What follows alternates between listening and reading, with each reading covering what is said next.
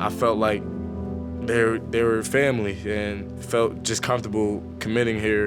And then multiple visits. I came up here, I believe, 3-4 times.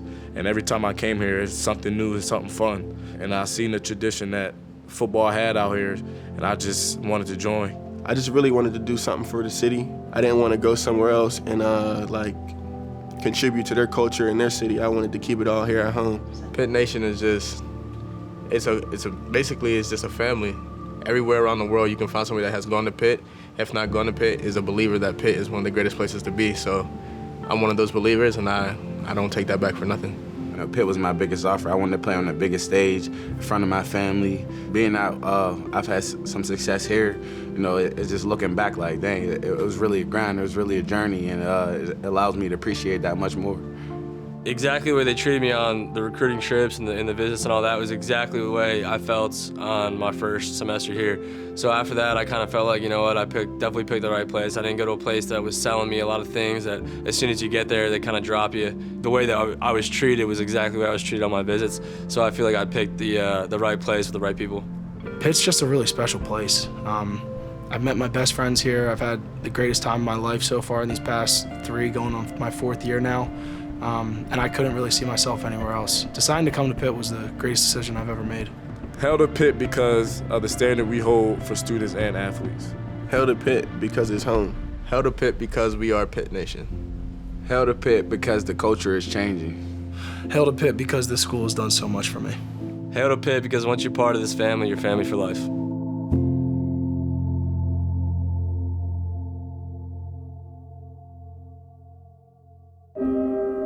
It starts as a game, a gathering of friends. And slowly, as some begin to sit back, others stand out.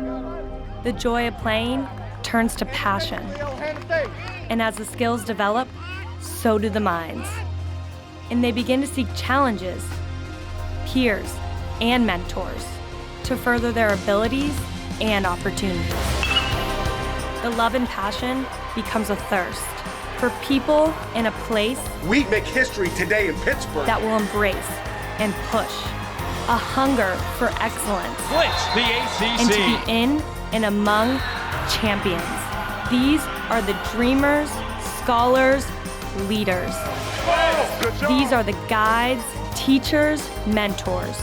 And this is the opportunity, the challenge, the place. This is Pitt Beyond the Script.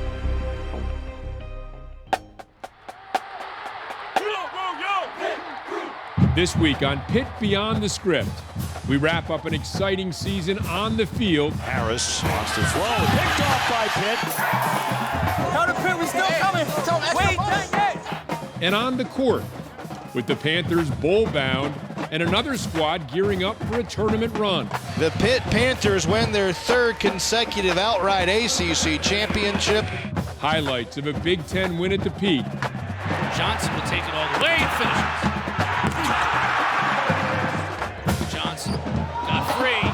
Oh my goodness. And another of our Pitt Hall of Fame profiles.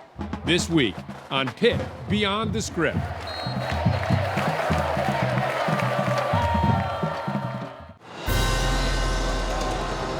The fall began as most do, with new faces on campus and at practice. Coach you hard and try to make you the best you can be because we care about you, okay? That's what we want, is to make you better. But this year, there was a new look, too. The history and the tradition here at Pitt is directly tied to that feel and those colors.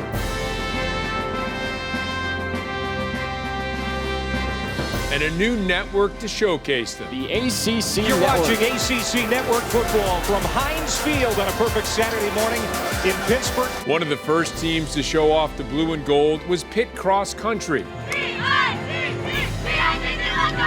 hosting their first home meet in over 2 decades at an historic Pittsburgh venue. Having this backdrop of steel mills, it just epitomizes what our team is all about. The new colors also shined on the pitch. Sends across in, looks for West, the head is there, and it is a Panther goal! And a Panther victory off the head of the freshman phenom Amanda West. as the women's soccer program took another step forward. Pittsburgh defeats NC State 2-1. And sent one of their seniors to the pros. In for a Pittsburgh Panther goal, Juliana Vasquez. While the men's season was highlighted by wins over a ranked Virginia Tech team. And he scores! Knocking off the #1 ranked Cavaliers. The men's soccer team knocked off #1 Virginia in Charlottesville. And making program history. And right away, Kiza delivers. Pass it in, slides it across, and it goes! By advancing to the second round of the NCAA tournament. The Pittsburgh Panthers win a match in the NCAA tournament. One of the early highlights at Heinz Field was the Panthers' victory over the 15th ranked UCF Knights. You can't believe what just happened here at Heinz Field. At halftime, athletic director Heather Lyke presented the second class of the Pitt Hall of Fame. This class is legendary. No matter the sport and no matter the era, these student athletes raise the bar of excellence, not just here at Pitt, but at the national level, at the professional level, and in the Olympics. At the Fieldhouse, another legendary season for the Pitt volleyball team. The Pitt Panthers make it 27 in a row at home and win this top 10 showdown. With wins over ranked foes, Oregon, Utah, Florida State, and Penn State. A strong win for the Pitt Panthers as they upend Penn State. The Panthers built a 29-1 season. It's a school record and very impressively done by the Panthers today. Were ranked as high as #2 in the nation. The Pitt Panthers win their 3rd consecutive outright ACC championship. And are now poised to make a run in the NCAA tournament. And on the gridiron, a relentless Pitt defense which led the nation in sacks for most of the season. Blitz, he's hit, he's sacked. And it doesn't matter who the quarterback is. Panther sack. Sack number 41. The beginnings of an exciting new offense. Throws it for the near side of the end zone. There's Taysir Mack. He catches it for the touchdown. It's pulled in by Malik Carter, who refused to go down. And the Panthers are back on top. Kenny Pickett throws it downfield. He's got a man wide open. Shocking tackle lead at the 35. He's to the 20. He's to the 10. He'll go all the way. And an extended season as the Panthers secured a bowl berth with a Week 9 victory over Georgia Tech. The Panthers 3-0 on the road in ACC play with the win today. With a season full of highlights both on and off the field, goodwill, and a glimpse of the exciting winter to come. And the Oakland Zoo, up and down they go. A season-opening ACC victory for Pitt. Pitt student athletes and fans have much to be thankful for. The Panthers have done it. They are perfect in the ACC. As we celebrate another graduating class of seniors and look forward to the seasons to come.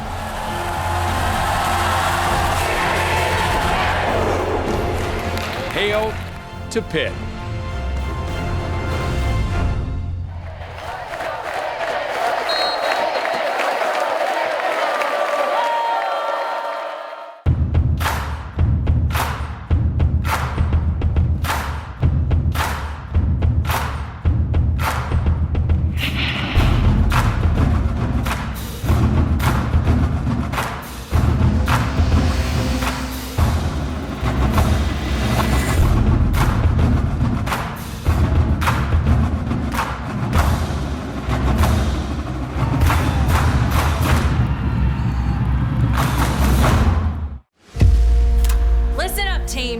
Last year was an embarrassment.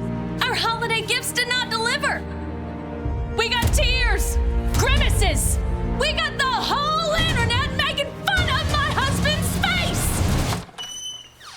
Who wants avocado toast? Not now, Derek. Not now! This year, we're gonna raise our gift game! Hail to Pitt! Can I look in here? Ow! I love the connection that we're starting to develop together. X-Man drives all the way in. Alley-oop jam by Brown. Audice Tony, 15-footer is good. McGowan's goes in for the jam. Wow! And the place is on fire. We have to fight for it, we have to want it, and we have to go take it. That's our focus right now. We're gonna be good. Trust me on that.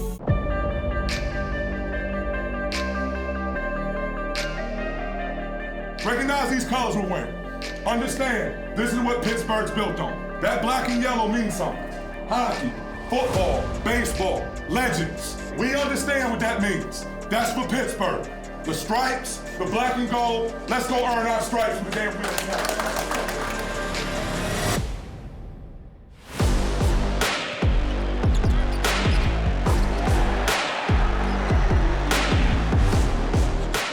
Trouble with the rolling ball, and the Panthers steal it back. Tony gets it ahead. X-Man, damn! Woo!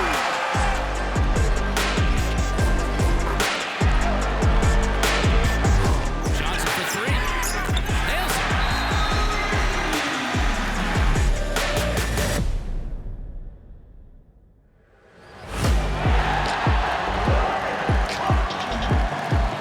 Penetrate behind the back dribble. Gets into the paint, can't use it. Throws it up wild, and it goes in, and a foul. You've got to be kidding me. And all the bounces are going Pitt's way right now. Rutgers stays man-to-man. McGowan tries to lose a man, reverse layup, score, nice move. To tie the game at 39, Trey McGowan. Really nice up and under. McGowan's now Johnson fakes the three in the corner to Murphy. He hits.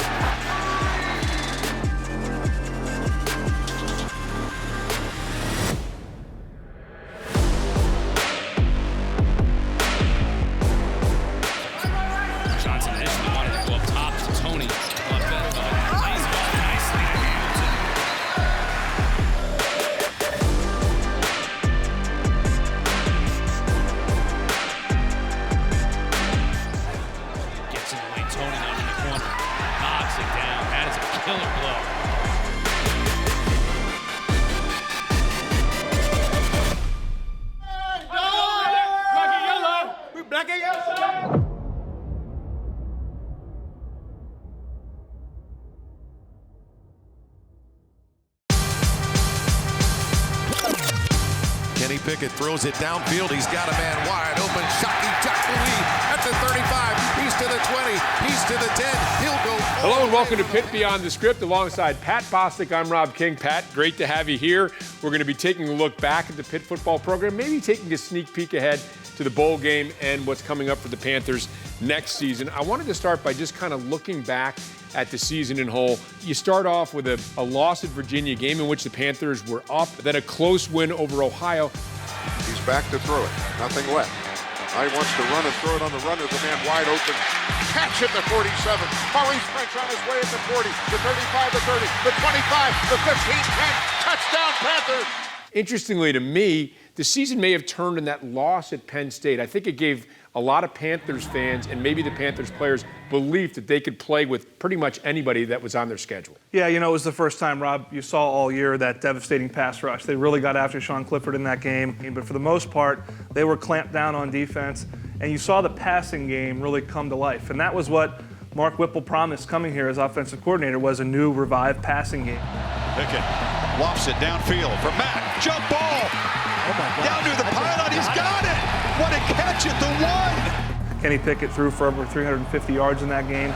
They came a play short and a yard short of tying that thing up at the end. And obviously it was a tough loss, but I think everyone came out of that game, fans, players, coaches alike, feeling like, okay, we're a pretty good football team. Let's continue to build. At that point, you're taking on a UCF team that had won 27 consecutive regular season games, so you're staring down the barrel of 1-3.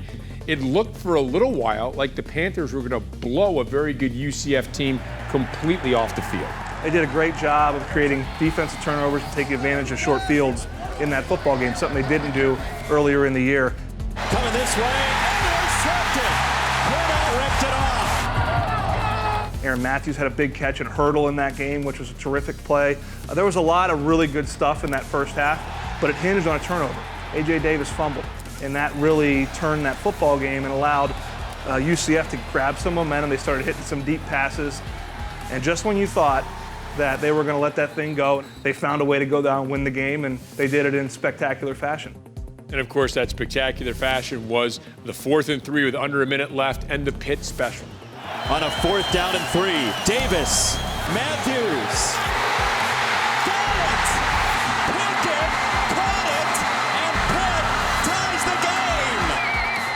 It's a moment that will go down. I'm happy it's for Aaron Matthews. You know, he's a guy that's really been symbolic of what this program's all about. He's bought in. You know, he was a special teams guy. And it's fitting that I think he threw his first touchdown before he caught it. And Kenny Pickett did a great job on that play, too. Now, meanwhile, the Panthers then follow that up with a win over Delaware. And then once again, it looks as if they're going to completely blow Duke away. Instead, Duke roars back from a huge deficit, and the Panthers once again have to come up with some late magic. Yeah, but Kenny Pickett rallies a drive at the end of that football game, finds Malik Carter down the middle. Pickett is back. Here's the blitz. He throws a pass down the middle. It's caught inside the 15, at the 10, the 5. Touchdown, Panthers! It's pulled in by Malik Carter, who refused to go down, and the Panthers are back on top. They live life on the edge all year long. I probably lost 10 years off my life this year with how many close up and down games you have. The one thing you take away from it, though, when they have the ball at the end of the game, they felt like they had a chance to win.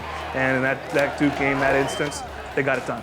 And again, just to finish up, the Panthers lose the last 2 games of the season. If you have a chance to win 9, you wind up winning 7. And particularly against Boston College, some of the issues you talked about cropped up again, and it's something Pat Narduzzi says with the penalties, they've got to address and figure out a way to change heading into the 2020 season. You look at this year, I think it's a year of progress on defense in terms of all the guys making plays. The pass rush finished 2nd in the country, tied with 49 sacks.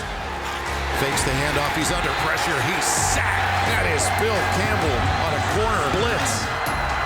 Big number 97 with his 8th sack of the year. The number of the pressures you created, how good they've been on the back end, save a couple plays here and there. But what's keeping you away from where you want to go is protecting that football. And if you read every story, every game within the season, you look at it, you're going to think it's a repeat.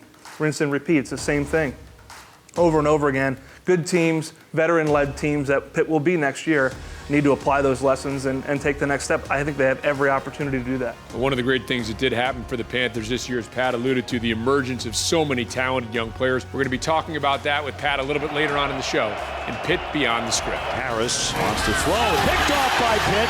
Ford into the end zone. Touchdown. Counter Pitt, we still coming. Wait.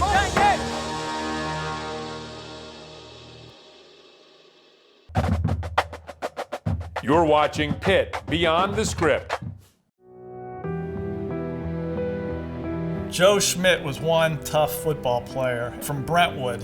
Smart, strong, tough, very aggressive, fearless. I just thought, playing football was the greatest thing in the world, and especially going to Pitt Stadium. Joe Schmidt established the prototype for what middle linebackers are supposed to be. Tough, but smart. Hard-nosed and leaders. He had that knack of being where the ball was. He just had a God-given ability. Very dangerous to come across the middle for passes against Joe. He was a hitter, and I mean Joe would hit you. Played through an array of injuries as a collegian, played under a number of different coaching changes, but it never deterred him, and as a senior, he was a first-team All-American. Joe Schmidt set a tone for this program. He didn't have great teams around him, but certainly his greatness proved itself in the college game. The fact that he stood on the steps at Canton, Ohio, kind of tells you what kind of player he was. I played football because I really enjoyed it. If I could be playing today, I'd still be playing. There is nothing that football could bestow upon him that he already doesn't have, and he is a very proud Pitt Panther.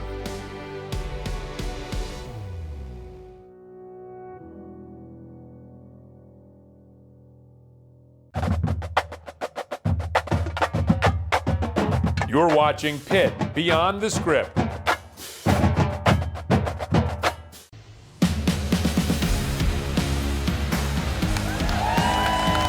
Going Joining us is Dan Fisher, the head coach of Pitt. Well, Coach, what you've done is pretty unprecedented. This has historically been a sport that has been dominated by a handful of teams. Only 10 teams have won a national championship. So how do you go from where you were to number 2 in the nation in the ranking and the top 6 seed in as short a time as you have? I wish I knew the answer to the question. We've worked really hard to get here, but it's not about me. It's about this group and these players, and they've earned the right to be here and be confident. And so hopefully we can go deep in the tournament.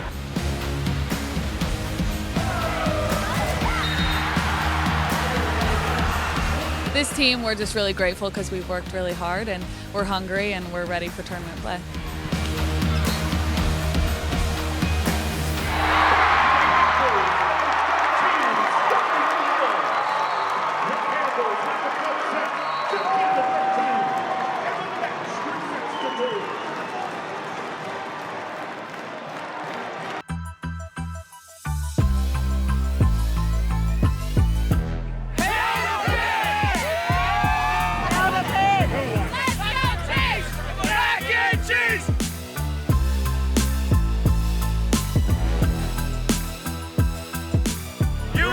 Pitt beyond the script.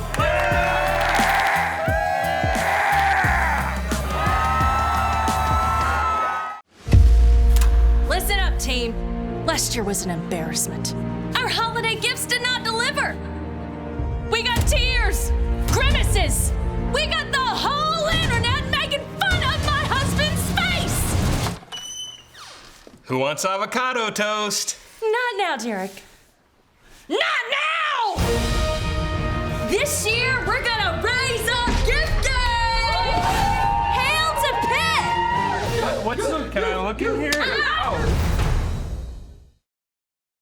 I love the connection that we're starting to develop together. X-Man drives all the way in. Jammed by Brown. Audi's Tony 15-footer is good. McGowan's goes in for the jam. Wow! And the place is on fire. We have to fight for it, we have to want it, and we have to go take it. That's our focus right now.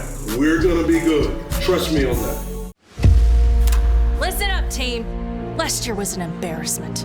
Our holiday gifts did not deliver. We got tears, grimaces. We got the whole internet making fun of my husband's face. Who wants avocado toast? Not now, Derek. Not now! This year, we're gonna raise a gift game! Hail to Pitt! What's up? Can I look in here?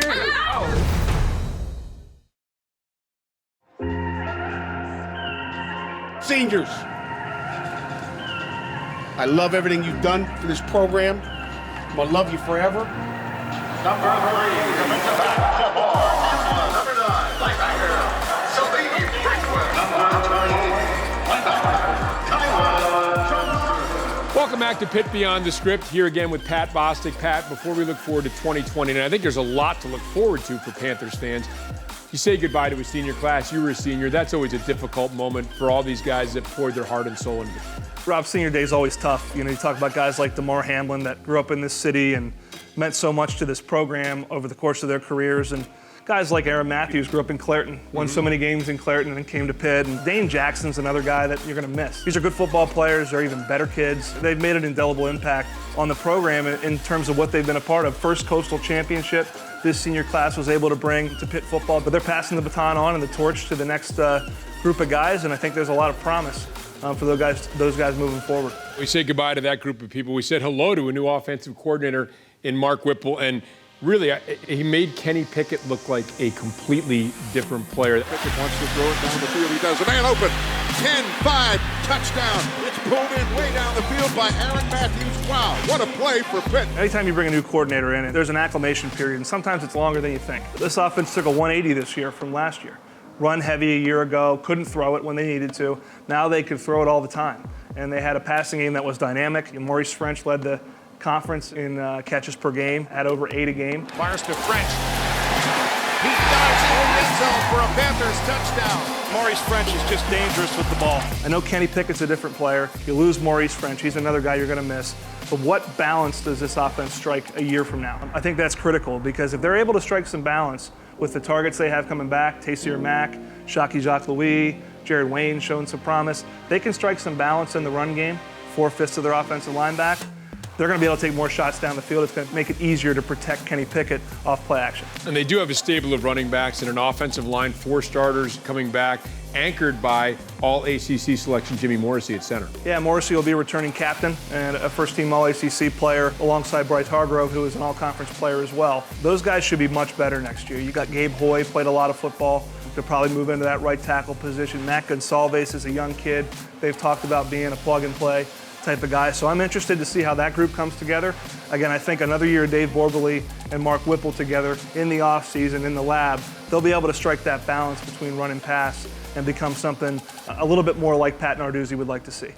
Intercepted. That's pulled in by Paris Ford. Going to be hit at the 2-yard line for the sack. He's hit. The ball's out. The Panthers recover. And this ball game is gone. You're just hoping the defense, I think, can continue the momentum they built this year. Look, at the beginning of the season, Rashad Weaver lost in camp. Keyshawn Camp is lost during the first game against Virginia.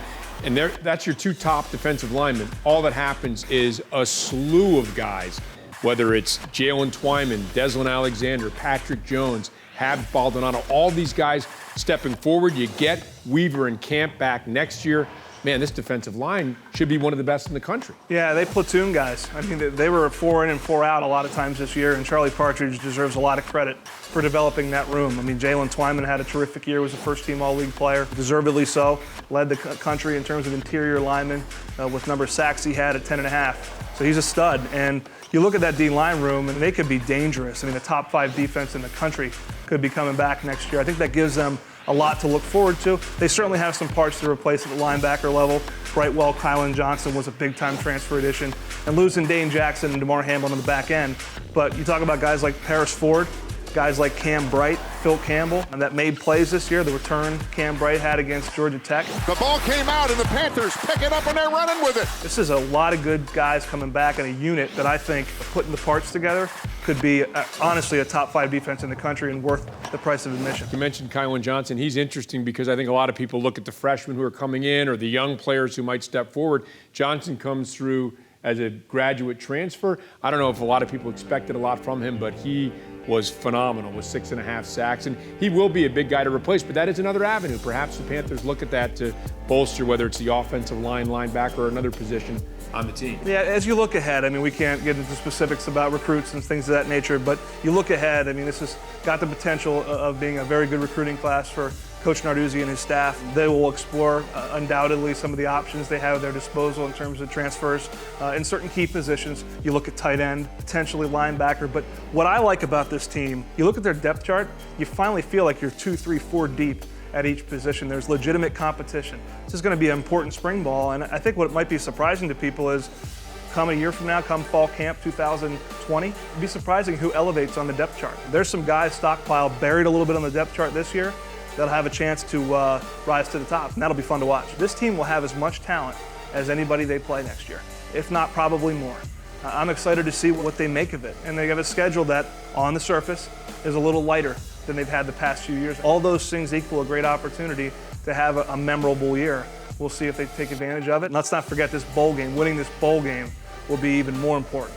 And to get that 8th win, go into the offseason, that helps those preparations, enhances that even more. It's pulled in by Malik Carter, who refused to go down, and the Panthers are back on top. The next stop for you will be the bowl game. Pat, as always, appreciate your insight. Thanks very much. You got it, Rob. And that'll do it for this edition of Pitt Beyond the Script.